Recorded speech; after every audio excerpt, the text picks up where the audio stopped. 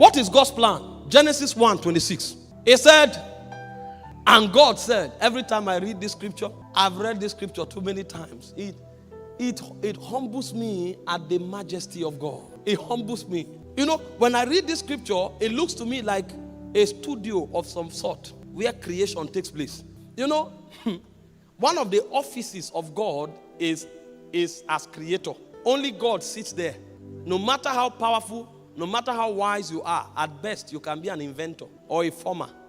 That means you need raw material to produce. The only one who doesn't depend on any raw material to produce anything is God. He's the only one who occupies that office. He can bring something out of nothing.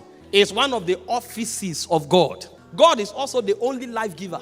The only one who can give life is God. Only God. So when you see species replicating, the origin of that life that is introduced to create that species comes from only one being. He's called God. Only him sits there. So this scripture reveals many things to us. It doesn't just reveal God as creator. Imagine what was going on here. Earth was destroyed. God recreated the earth. And he looked at the earth and he saw that some things were lacking. And he wanted to bring something from nothing into the earth. But for him to do that, he had to go into his office.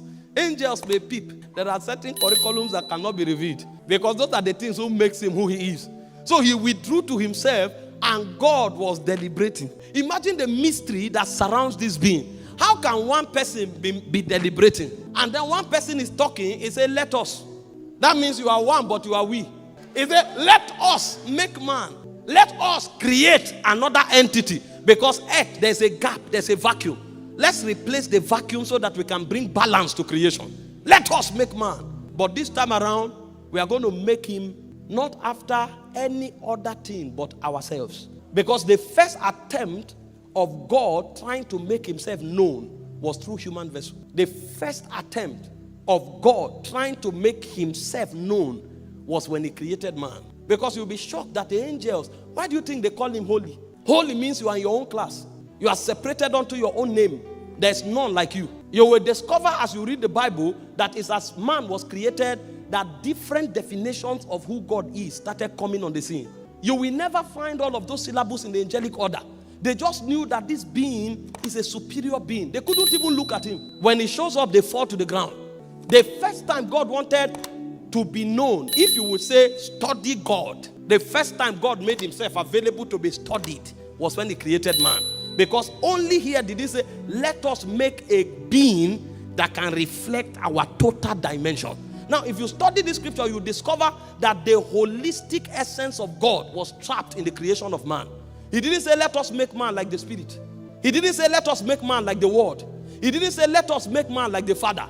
Let's aggregate the reality of Father, Son, and Spirit together and form a creation that resembles them. Let us make man in our own image. So if you study God's plan was for himself to be known and for himself to be manifested through human vessel. So anybody who calls himself a man, who does not reveal God, does not know the meaning of a man. Because the reason man was created was to host God and to reveal God. Let us make man in our own image, after our likeness. And by revealing our image and likeness, he said they will have dominion. So dominion is a byproduct of the image and the likeness of God. If you are able to host God and manifest God, you will be a creature of dominion. Because that is who man is. If you study Psalm 8 verse 4, it looks as if there was a deliberation in the spirit realm. And the psalmist asked the question. He didn't say, who is man? He said, what is man that thou art mindful of him? And when I teach this, I say it humorously. In the angelic order, it is high rank to stand in God's presence. When Gabriel showed up and was talking to Zechariah, a fallen man who was no longer a prince in Zion, he told him, I am Gabriel. I stand in the presence of God. If you go to the heavens, not every angel is able to approach the presence. It's a secluded place. In fact, the higher your rank in the spirit, the closer you are to the presence. The closer you are to the throne room. Because it's a matter of rank for the angelic entities. But the angels were wondering, why we are struggling to come before you? Who is that being that you hid in the garden that you are living here to go to? So the angels are traveling to God's presence, and God is traveling to meet man. The Bible said in Genesis 3:8, in the cool of the day, the voice of God came walking in the garden. So while angels are walking into God's presence, God is walking into man's presence. So that triggered a conversation in the spirit. So in Psalm 8 verse 4, wise men were deliberating, and so David asked the question.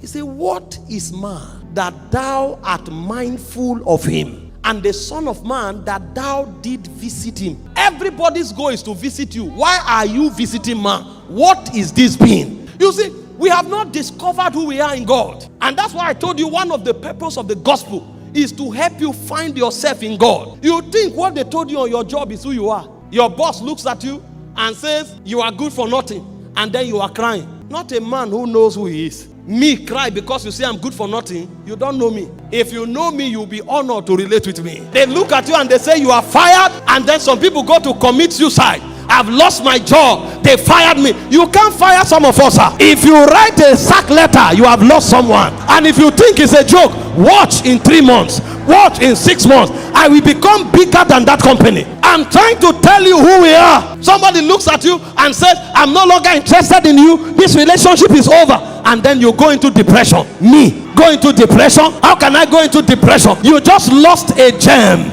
You just lost a pair. You don't know who you are dealing with. It's the one God is mindful of. It's the one God visits that you just walked away from. I carry God's presence.